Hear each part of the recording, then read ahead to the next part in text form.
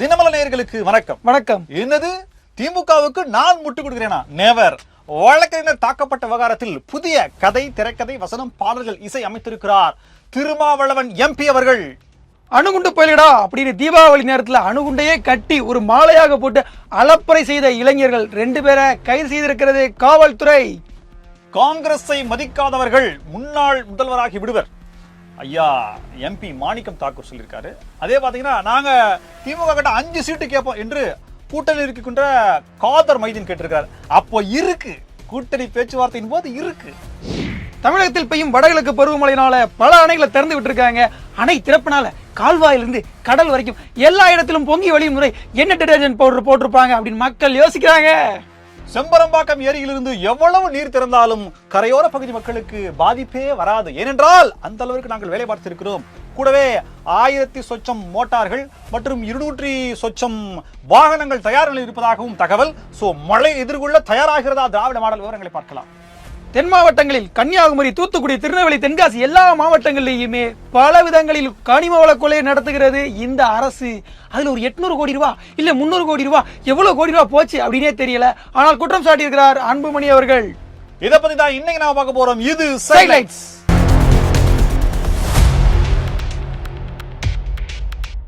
சின்ன குழந்தைங்க வீட்டுல இருக்கிறவங்களுக்கு இந்த ஒரு டிவி போட்டாங்கன்னா அதுல டோரா புஜின்னு வரும்.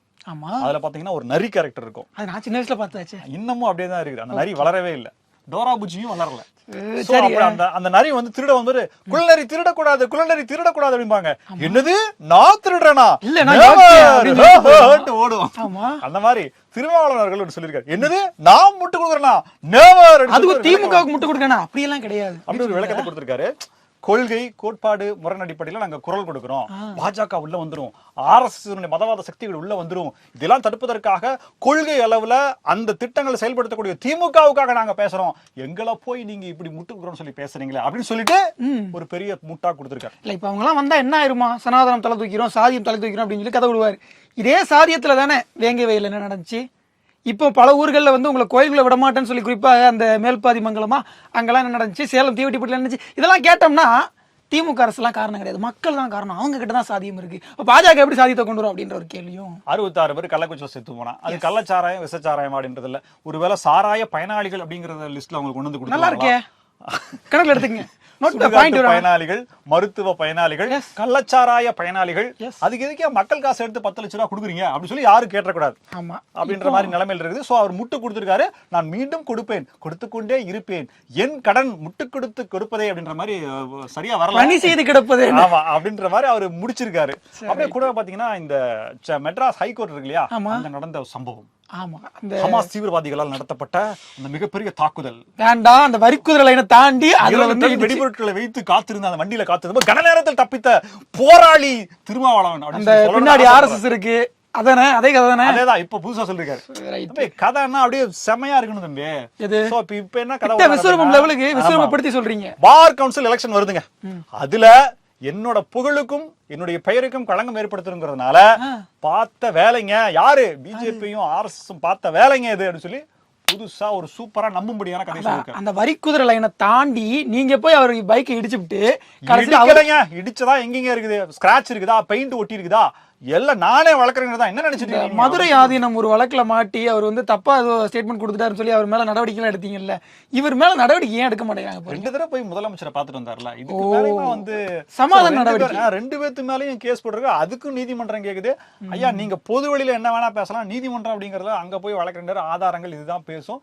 என்னன்னு தெரியல, புதுசா ஒரு கதையை இது சுட்டி புதிதாக ஒரு கதையை ஜோடித்திருக்கிறாரா அப்படின்ற மாதிரி கேள்விகள் இருக்கு. சமீபத்துல ஒரு எக்ஸ்தலத்துல ஒரு குறும்படம் ஒண்ணு பார்த்தேன். என்னது அப்படியே எப்படி அந்த பறை இசை இல்லையா, அதை வச்சுட்டு மீசை இல்லாம அண்ணன் திருமாவளவன் அவர்கள் டண்டக்கு டண்டக்கு டண்டக்கு நடிக்கிற ஒரு பாட்டு பார்த்தா படம் நடிச்சிருக்காருப்பா. ஆனா அப்புறம் நீங்க எப்படி மத்தவங்கள கூத்தாடின்னு சொல்லலாம், அப்ப நீங்க என்னங்கோ அப்படின்னு சொல்லி, அதாவது சினிமா பயனாளியா இருந்தீங்களா அப்படின்னு. இதுக்கு முன்னாடி 2 படம் நடிச்சிருக்காரு, இவர் பார்க்கல. குறிப்பா ஒரு படத்துல முதலமைச்சராக நடிச்சிருக்காரு, அதையும் நீங்க பார்க்கலாம். சோ அதெல்லாம் வந்து தமிழ்நாட்டுல கூடிய சீக்கிரம் நடக்கும். அண்ணன் முதலமைச்சர் ஆவாரு, நீங்க பொறுத்து இருந்து பாருங்க. அணுகுண்டு பயிலிடா அப்படின்னு அணுகுண்டை எல்லாம் கோர்த்து ஒரு மாலையாக போட்டுட்டு நம்ம வந்து அப்படியே என்ன சொல்றது, மதுரையில் அப்படியே அணிவகுத்து ஒருத்தர் போயிருக்காப்ல. குறிப்பாக பெட்ரோல் பைக்ல இருந்து பெட்ரோலை பிடிச்சி அதை வச்சு ஊத்தி எல்லாம் கூட வெடிக்கணும்னு பல அணுகுண்டு சோதனை முயற்சிலாம் பண்ணியிருக்காருண்ணே. கிட்டத்தட்ட இந்தியாவுக்கு வந்து அணுகுண்டு சோதனை முயற்சியில் ஒரு பெரிய பேர் வாங்கி பொக்ரான்ல பெரிய குண்டா வெட்டி நிறைய ஆராய்ச்சிகளை பண்ணி அணு விஞ்ஞானி அப்துல் கலாம் ஐயா அவர்கள் அணுவை பண்ணா அமெரிக்க சிவகாசியில ஒரு 2 கிலோ பட்டாசை வாங்கிட்டு வந்து அதுல பெட்ரோலை ஊத்தி ஷார்ட் லிஸ்ட்ல முடிச்சிட்டு போயிட்டான். ஆமா. நீங்களாம் வெளியில எங்கேயும் போறாதீங்கடா. என்னன்னா இப்படிப்பட்ட ஒரு தைரியமும் தெம்பும் யாருக்கு வரும்னா மதுரைக்காரங்க தான் வரும். அவங்க அந்த வேலையை பார்த்துருக்காங்க. இதுல ஒரு பெருமையாடா அது வேற. அணுகுண்டு பயிரடா அப்படின்னு பேரெல்லாம் வச்சுக்கிட்டு சாங்லாம் போட்டுருக்கலாம். என் பேர் என்ன தெரியுமா, புடல்ல போய் கேள்றா அப்படின்னு இருக்க மாதிரி. அதாவது அந்த என்ன படம் இப்போ அரசன் படத்தினுடைய அந்த ட்ரெய்லர் வந்திருக்குல்ல, அந்த டீசர், அந்த மியூசிக் எல்லாம் போட்டு டடன் அந்த மியூசிக் எல்லாம் போட்டு பயங்கரமா வச்சு அந்த மாதிரி எல்லாம் போட்டு ரொம்ப அருமையா வந்து கொண்டு வந்திருக்காரு அந்த தம்பி. இது அது போக அந்த பஸ்ல வந்துட்டு பஸ் போகும்போது அங்க வந்து வெடி போடுறது, வாகனம் பயப்பட்டான். அதனாலதான் தம்பின்னு மரியாதையா பேசுறான். இல்லைன்னா வாயா பேசுவான். பட் இவனுக்கே மதுரைக்காரன்றனால கொஞ்சம் பயம் இருக்குது இவனுக்கு. பைக்ல போகும்போது பைக்லயுமே அணுகுண்டெல்லாம் கூட வெடியெல்லாம் வந்து அடிச்சு சோ இந்த வேலையெல்லாம் பார்த்து அதை ரீல்ஸா எடுத்து போட்டிருக்காரு. அந்த இடத்துல தம்பி மாட்டிட்டாப்ல. அதை பார்த்த உடனேயே இப்படி எல்லாம் பண்றாரு, நடவடிக்கை எடுக்க மாட்டீங்களா அப்படின்னு கேட்டிருக்காங்க. தீபாவளி முடியிட்டு நடவடிக்கை எடுத்துட்டாங்க. 2 பேரும் செக் பண்ணும்ல அணுகுண்டு சோதனை எங்க பண்ணிருக்காரு அப்படின்னா அந்த வைகை ஆத்தினுடைய பாலத்துல பண்ணிருக்காரு. முக்கியமான பாலத்துல ஏதாவது டேமேஜ் ஆகி போச்சு, தண்ணி வர நேரத்துல நீ பாட்டு அணுகுண்டு ஏதாவது குண்டை போட்டு ஏதாவது பெரு அசம்பாவிதம் நடந்து போச்சுன்னா உன் பெருமைக்கு ஒரு இன்ஸ்டாகிராம்ல ரீல் போடுறதுக்காக இவ்வளவு மாலையா பண்ணுமா? அதை மாலையா போட்டிருக்கியே, சம்டைம்ஸ் வெடிச்சுன்னா என்ன ஆகுறது அப்படின்ற பல கேள்விகள் வருது. ஏன்னா தீபாவளி ஒரு நாள் ஆகிறது. ஒரு காவல்துறை பயனாளி உயிரோடு இருக்க மாட்டாரு. இந்த கொடுமையெல்லாம் வந்து பார்க்க செய்ய இந்த மாதிரி அலப்பறை எல்லாம் விட்டு தீபாவளி ஒழுங்கா பாராட்ட காவல்துறை பயனாளி என்று ஒரு காவல்துறை பயனாளி நல்ல வார்த்தை நோட் பண்ணி. குற்றவாளிய காவல்துறை பயனாளி, சட்டத்தின் பயனாளி அப்படி சொல்லலாம். அப்படியே 6ஆம் அறிவு 7ஆம் அறிவுலாம் வேலை செய்துனா பாத்துங்களேன். சமீபத்துல வந்து உங்களுக்கு எல்லாத்துக்குமே தெரியும் ஜாஃபர் சாதிக் பேரை கேட்டாலே சும்மா அதிர்துலன்ற மாதிரி இந்த ரோலக்ஸ். ஆமா, அவர் பாத்தீங்கன்னா மங்கைன்னு ஒரு படம் எடுத்தார். அது உங்களுக்கு தெரியும், முன்னாடி எடுத்த படம். கயல் ஆனந்தி நடித்து கொண்டிருந்த படம். அதுக்கு இப்ப மறுபடியும் போஸ்ட் விட்டுருக்காங்க, எல்லா பக்கமும் போஸ்ட் விட்டுருக்காங்க. என்ன வந்துட்டாரா அவரு அப்படின்ற மாதிரி ஒரு இதா இருக்குது. தீபாவளி வாழ்த்துக்கள் வேற தெரிவிச்சிருக்காங்க. தெரியல, அதான் தெரியல. எல்லாரும் வெயிட்டிங்.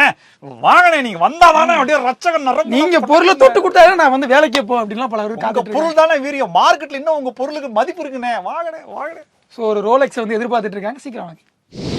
விருதுநகர் நாடாளுமன்ற உறுப்பினர் மாணிக்கம் தாக்கூர் ஆமா பேட்டி கொடுத்திருக்காரு. காங்கிரஸ்ல ரொம்ப கான்ட்ரோவர்சியான ஆளு.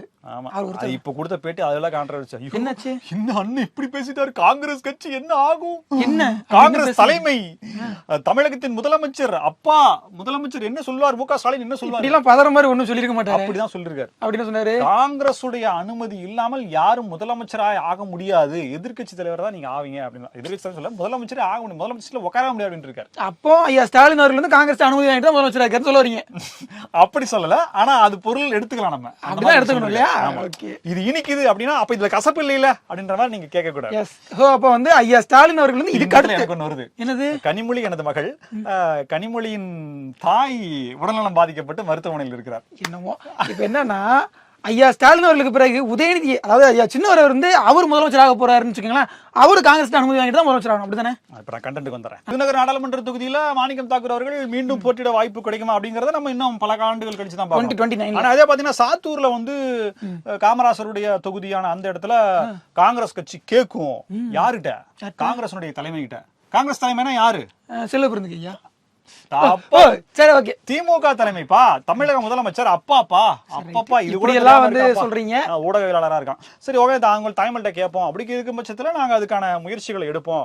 சோ அதிகப்படியான இடங்களும் கேட்போம். நாங்க எல்லாத்துக்கும் மேல எங்களுடைய ஆதரவு இருந்தா மட்டும்தான் முதலமைச்சராக முடியும். சும்மா வந்து காங்கிரஸ் ஆதரவுல நீங்க வந்து முதலமைச்சரா சீட்ல மட்டும் உட்காரலாம், பதவி சுகத்தை அனுபவிக்கலாம் அப்படின்னு மட்டும் நினைச்சிடாதீங்கன்னு சொல்லி கடந்த முறை பாசமா முட்டு கொடுத்திருக்காரு. கடந்த முறை காங்கிரஸ் கொடுக்கப்பட்ட 20-22 சீட்டுகள் வந்து மீண்டும் கிடைச்சா அதுவே அதிசயம்ங்கிறதா இப்போ இருக்க சூழலை.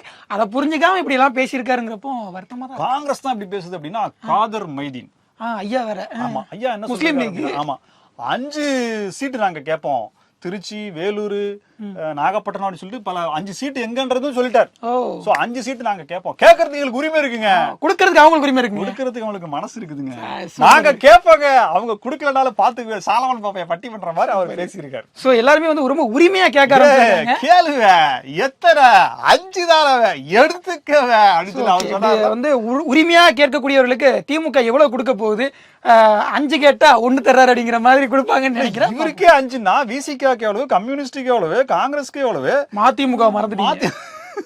ஏங்க மதிமுக திமுக பிரிக்க கூடாது தம்பி. Right, okay, correct. மதிமுக அளவு எவ்வளவு இருக்குது, என்ன பண்ற, 234 பேசாம பிரிச்சு 468 பண்ணிருங்க, எல்லாத்துக்கும் சரிசமா பிரிச்சு கொடுத்துருவோம் நாங்க அப்படின்னு சொல்லி திமுக நினைக்கலாம்.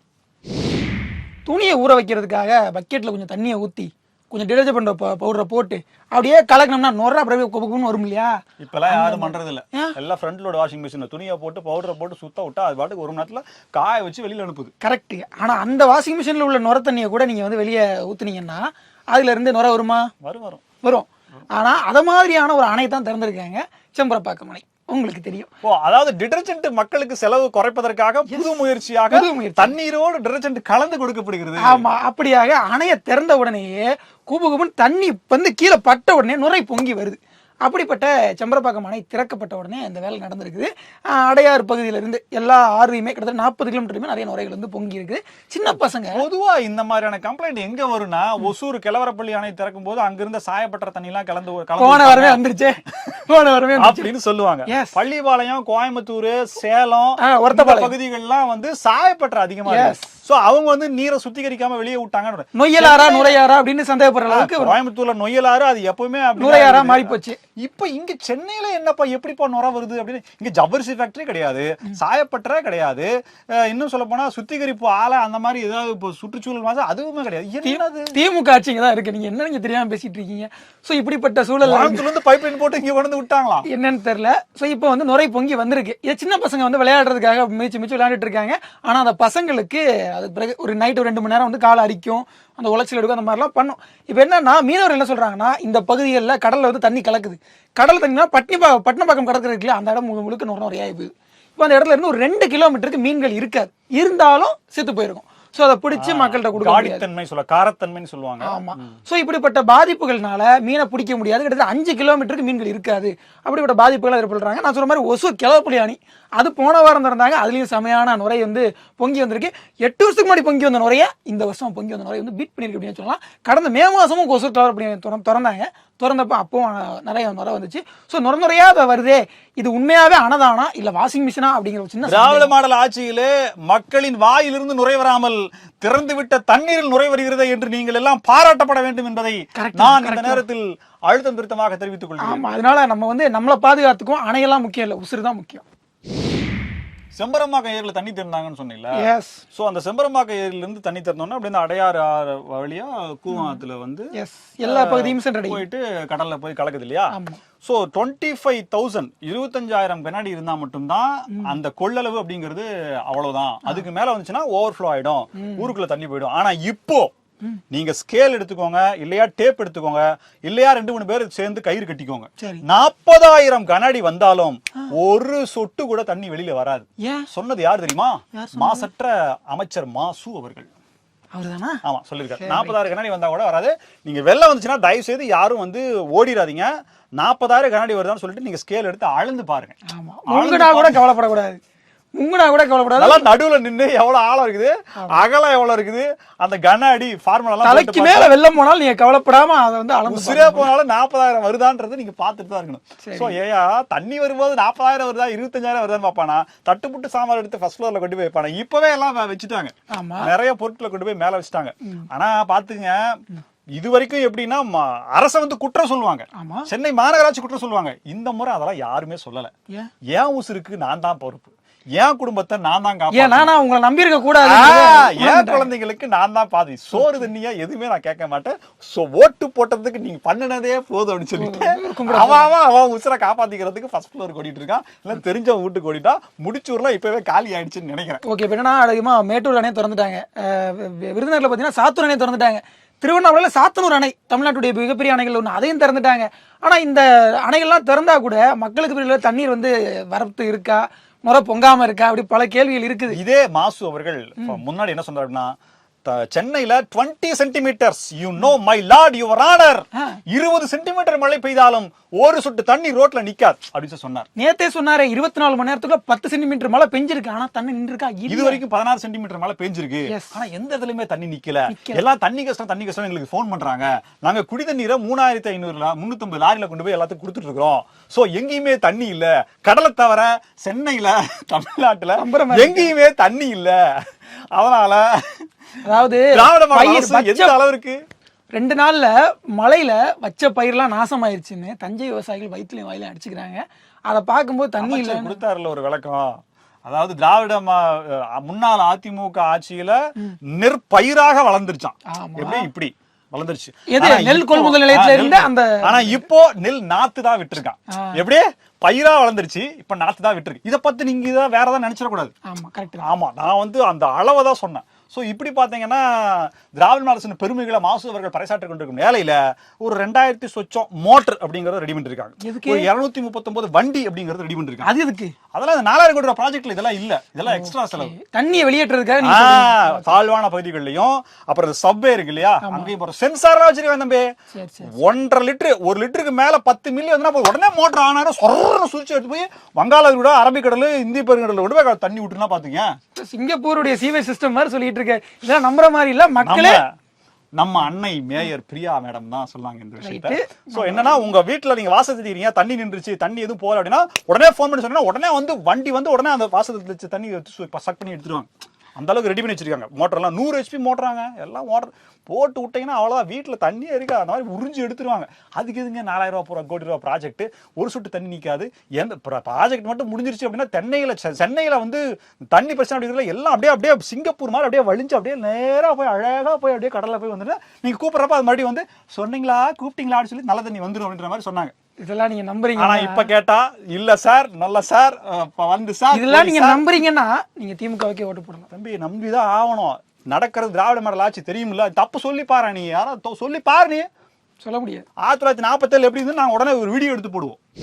என்னதான் அப்பாவுக்கும் மகனுக்கும் நடுவில் எளியும் பூனையுமா சண்டைகள் போயிட்டு இருந்தாலும் பாமக நடக்கிறது உங்களுக்கு தெரியவே தெரியாது. இங்க திமுக பத்தி நினைச்சப்பா என்னப்பா அன்புமணி அவரு இப்பதான் நீ போவ பாத்துன்னு வந்துக்கிறாரு.